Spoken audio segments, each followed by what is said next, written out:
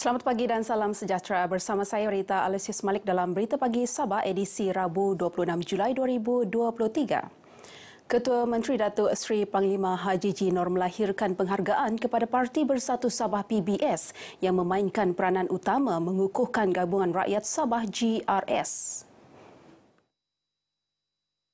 Dalam satu kenyataan selepas menerima kunjungan hormat ke pimpinan PBS di Serigaya Kota Kinabalu, Datuk Haji G yang juga pengurusi GRS berkata, sebagai rakan kongsi utama GRS, PBS perlu terus bekerja keras bersama ahli komponen lain untuk mengukuhkan lagi gabungan tempatan itu sebagai pilihan rakyat Sabah.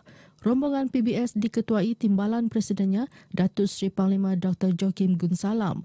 Sementara itu, Ketua Penerangan PBS, Datuk Jonathan Bangkuai berkata, sebagai komponen utama GRS, PBS akan bekerjasama dengan komponen lain dalam usaha memperkukuh GRS. Sejumlah 988,680 pelancong melawat Sabah setakat Mei tahun ini berbanding 558,169 orang tempoh sama tahun lalu. Jumlah itu menunjukkan peningkatan sebanyak 77%. Timbalan Ketua Menteri merangkap Menteri Pertanian, Perikanan dan Industri Makanan, Datuk Seri Panglima Dr. Jeffrey Kitingan berkata, bilangan pelancong ke negeri ini dijangka terus meningkat. Industri pelancongan adalah satu daripada 3 fokus dalam Sabah Maju Jaya, hala 7 Sabah Maju Jaya. Dan bukan hanya peruntukan daripada kerajaan negeri tetapi daripada kerajaan pusat akan memberi bantuan-bantuan yang diperlukan. Datuk Dr. Jeffrey yang juga ahli Parlimen Keningau menyatakan demikian kepada media selepas merasmikan Pusat Transformasi Pelancongan Daerah Keningau di Pekan Keningau. Katanya sektor pelancongan, salah satu inisiatif Hala 7 Pelan Pembangunan Sabah Maju Jaya SMJ, merupakan antara penyumbang utama sosioekonomi negeri. Terdahulu dalam ucapannya, Datuk Dr. Jeffrey meminta pemain industri pelancongan di pedalaman Sabah memanfaatkan Pusat Transformasi Pelancongan Daerah Keningau ini untuk mempromosi produk pelancongan dan kraftangan tempatan. Ia selaras tema pelancongan Keningau Permata di Pedalaman Utara Borneo. Penduduk setempat dan usahawan kraftangan yang ditemui RTM pula menyambut baik pewujudan Pusat Transformasi Pelancongan Daerah Keningau tersebut. Selain memaparkan sejarah daerah Keningau, pusat itu juga membuka ruang pemasaran produk kraftangan pengusaha tempatan. Sebagai penduduk Keningau dan sebagai sejarawan Keningau, saya berasa amat berbangga kerana pada pertama kalinya kita ada pusat pelancongan di sini, Keningau. Jadi sebagai sejarawan saya menyumbangkan gambar-gambar lama bersejarah Keningau. Sebelum ini tidak ada, jadi terwujudnya ini memberi impak kepada pelancong luar dan dalam. Jadi datanglah ke sini sebab di sini ada pelbagai aneka craft. Boleh memasarkanlah hasil-hasil kami punya craft tangan. Sebab sebelum ini kami punya hasil craft tangan kami di Pusat Craft Tangan Sabah. Ini membantu kami sebagai craft tangan lah untuk menjana pendapatan. Selain itu juga untuk pelancongan di Keningau. Dengan adanya informasi center ini kami dapat lebih banyak lagi lah macam menambah pendapatan kami untuk memasarkan lagi kami punya produk. Kami mengharapkan dengan wujudnya Pusat Informasi Pelancongan ini, pertumbuhan produk-produk pelancongan di Keningau semakin pesat dan kita mengharapkan lebih banyak produk pelancongan yang wujudlah. Pusat di bawah seliaan Persatuan Pelancongan dan Kebudayaan Keningau ini dibuka setiap hari bermula 8 pagi sehingga 5 petang dengan kerjasama Majlis Daerah Keningau dan Pejabat Daerah Keningau. Kadar penglibatan pelajar dalam bidang pendidikan, sains, teknologi, kejuruteraan dan matematik STEM semakin menurun. Ketika ini hanya 27% pelajar terlibat berbanding sasaran 60% bagi aliran sains dan 40% aliran sastra. Menteri Sains, Teknologi dan Inovasi Datuk Dr. Arifin Muhammad Arif berkata, kerajaan memperuntukkan RM250,000 kepada semua daerah bagi menjayakan STEM Fiesta yang bermatlamat memperkasa bidang STEM. Saya meminta kepada semua sekolah agar melihat usaha-usaha untuk meningkatkan minat anak-anak kita, kecintaan anak-anak kita dan penglibatan mereka dalam bidang STEM, sains, teknologi dan inovasi. Datuk Arifin berkata demikian selepas merasmikan Karnival STEM 2023 di Maktab Sabah bertemakan Empowering Sustainable Development with Science and Technology. Dalam pada itu, beliau berkata, bagi merancangkan lagi STEM, Kementerian menandatangani memorandum perjanjian bersama Guangzhou Science and Technology Museum. Ia bagi menempatkan 60 pameran sains di Perpustakaan Negeri Sabah. Sementara itu, Jabatan Perhutanan Negeri melalui Institut Perhutanan Sabah IPS kini dalam proses menjalinkan kerjasama dengan Kementerian Pengajian Tinggi bagi memperkasa bidang pendidikan berasaskan konservasi hutan. Inisiatif itu merupakan langkah proaktif jabatan berkenaan dalam mengiktiraf sijil IPS ke peringkat lebih tinggi.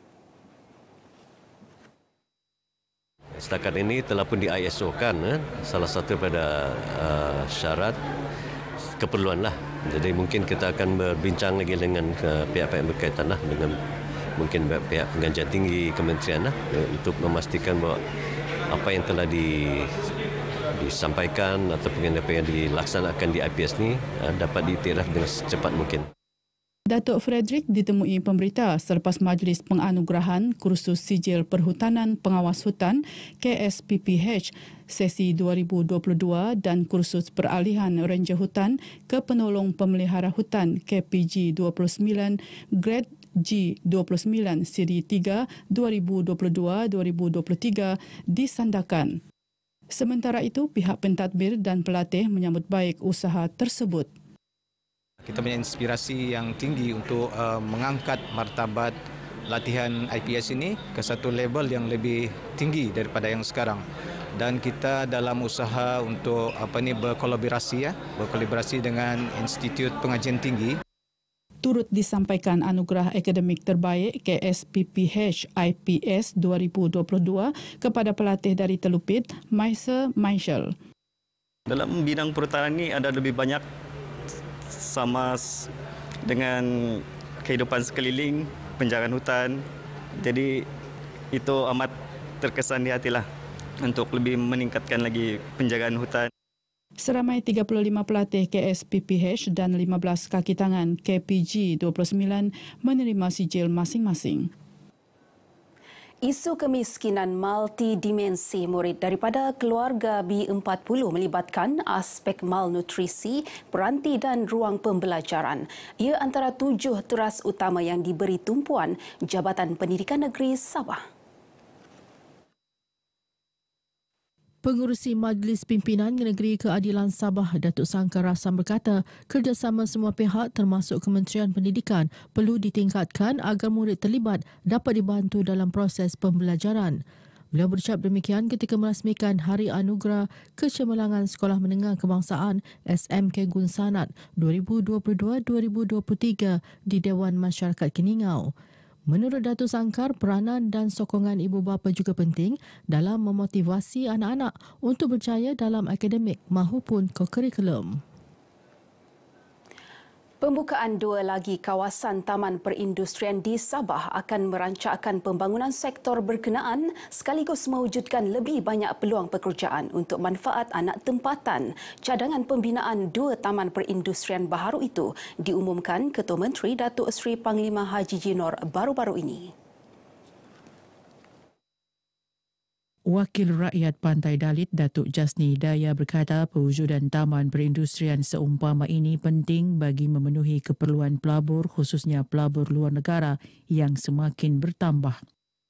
Kita buat persediaan untuk kita menerima sebenarnya dan justru itu kita sudah nampak hala tuju kerajaan negeri ini sebenarnya lebih kepada membawa lebih banyak investor masuk dan dalam masa yang sama memberi peluang pekerjaan dan juga sebenarnya untuk membangunkan ekonomi negeri. Datuk Jasni yang juga pengerusi eksekutif Innoprice Corporation Sendirian Berhad ditemui pemberita selepas penutupan ceramah motivasi SMJ di Tuaran. Beliau diminta mengulas keputusan kerajaan negeri membuka 2 lagi kawasan taman perindustrian susulan taman perindustrian sedia ada hampir penuh. Ia melibatkan Taman Perindustrian Gas dan Minyak Sipitang Sogip dan Taman Perindustrian Kota Kinabalu KKIP. Sebelum ini, Ketua Menteri Datuk Seri Panglima Haji Haji Noor mengumumkan Kabinet Negeri telah mencadangkan pembinaan Taman Perindustrian baharu sama seperti KKIP di kawasan antara Kota Belud dan Kota Marudu. Sementara itu, Taman Perindustrian Gas dan Minyak pula akan dibina di kawasan Kimanis. Sekumpulan pemancing laut dalam ditemui selamat di 7.6 batu nautika barat laut Pulau Sipadan malam Isnin lalu selepas bot yang dinaiki mengalami kerosakan enjin dan hanyut akibat cuaca buruk. Bot pancing bersama 8 orang kru berumur 31 hingga 53 tahun itu dilaporkan hilang setelah keluar memancing dari jeti Indra Sabah Tawau di kawasan sempadan perairan Malaysia-Indonesia pada Ahad. Timbalan Pengarah Zon Operasi Zon Maritim Tawau, Komander Maritim Amiluddin Yenggah berkata mereka sepatutnya kembali ke jeti Indra Sabah pada petang hari yang sama namun gagal berbuat demikian kerana bot yang dinaiki mengalami kerosakan. Usaha mendapatkan bantuan daripada pihak APM juga dikatakan menemui jalan buntu kerana kawasan tersebut tidak mempunyai isyarat komunikasi. Komuniti maritim diingatkan agar sentiasa berwaspada dengan keadaan cuaca buruk semasa menjalankan aktiviti di laut. Pemakaian life jacket keselamatan juga adalah sangat penting bagi mengelakkan kejadian seperti ini tidak berulang kembali. Amiluddin berkata demikian ketika ditemui pemberita di pos kawalan Indra Sabah Tawau. Ops cari lamat diaktifkan sejurus menerima laporan daripada keluarga mangsa selepas mereka tidak kembali ke jeti dalam tempoh 20 jam. Sementara itu, mangsa Mapiase Ladilu bersyukur kerana semua mereka ditemui dalam keadaan selamat. Kami tidak dapat kawal itu bot, kemudian kami ada melambai-lambai untuk minta bantuan dengan bot-bot yang lain apa semua, tetapi seolah-olah mereka tidak berani datang kepada kami. Tapi tidak ada satu bot pun yang datang untuk beri bantuan kepada kami sehinggalah malam. Baik, perkembangan berita pagi Sabah berakhir di sini. Menyusul sebentar lagi berita pagi Sarawak. Saya Rita Alsius Malik, Malaysia Madani. Tekad perpaduan penuhi harapan. Salam hormat. You are the motivation, RTM, especially for you.